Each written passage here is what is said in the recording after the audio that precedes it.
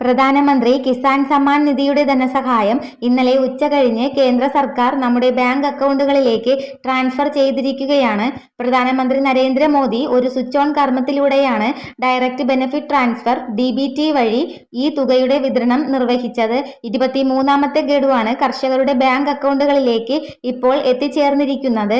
മറ്റൊരു പ്രധാനപ്പെട്ട അറിയിപ്പ് മുൻ മുഖ്യമന്ത്രി ഉമ്മൻചാണ്ടിയുടെ പേരിൽ 25 ലക്ഷം രൂപയുടെ സൗജന്യ ആരോഗ്യ ഇൻഷുറൻസ് പദ്ധതി നടപ്പിലാക്കുമെന്ന് ബഡ്ജറ്റിൽ പ്രഖ്യാപിച്ചു. സംസ്ഥാനത്ത് എല്ലാ കുടുംബങ്ങൾക്കും 25 ലക്ഷം വരെയുള്ള സൗജന്യ ചികിത്സ ഉറപ്പാക്കുന്ന ഉമ്മൻചാണ്ടി ആരോഗ്യ ഇൻഷുറൻസ് പദ്ധതി നടപ്പിലാക്കുന്ന പ്രാരംഭ നടപടികൾ ഉടൻ ആരംഭിക്കും. ഇതിലേക്കുള്ള അപേക്ഷ സമർപ്പിക്കേണ്ട രീതിയും അതോടൊപ്പം തന്നെ ആനുകൂല്യ വിതരണവും സംബന്ധിച്ച കൂടുതൽ വിവരങ്ങൾ വരും ദിവസങ്ങളിൽ തന്നെ അറിയിപ്പുകൾ ഉണ്ടാവുന്നതാണ്. മറ്റൊരു പ്രധാനപ്പെട്ട അറിയിപ്പ് നിലവിലെ സാമൂഹിക സുരക്ഷാ ക്ഷേമ പെൻഷൻ തുകയായിട്ടുള്ള 2000 രൂപ തന്നെയാണ് തുടർന്നും ലഭിക്കുക.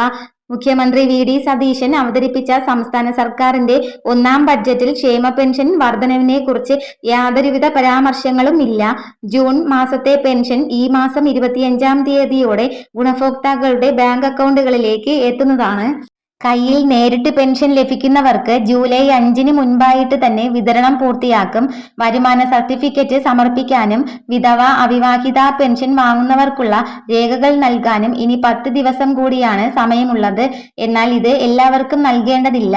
മാർച്ചിന് മുൻപ് നോൺ റീമാരേജ് സർട്ടിഫിക്കറ്റ് നൽകിയിട്ടുള്ള വിധവ അവിവാഹിത പെൻഷൻകാർ ഇപ്പോൾ വീണ്ടും നൽകേണ്ടതില്ല.